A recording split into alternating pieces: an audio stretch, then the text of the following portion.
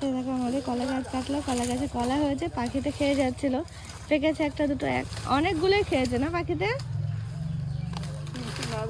3-4টে। হ্যাঁ ওই যে ভিতর থেকেও তো অনেকগুলো। দরকার ছিল না, তো কলাগুলো পাকে ধরেছে। আর ওই যে থোড় থাকলো, কালকে তুলবে, কারণ একটু আগেই ওই পাশের বৌদির বাড়ির থেকে, দাদাদের বাড়ির থেকে থোড় নিয়ে আসলো। ওই দেখো ইয়া পাকা কলা,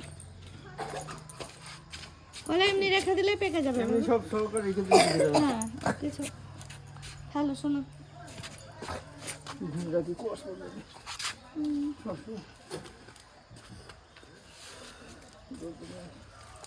কত পাখি নষ্ট করেছে দেখো, এইটা পুরো খেয়েই নিয়েছে। চলো।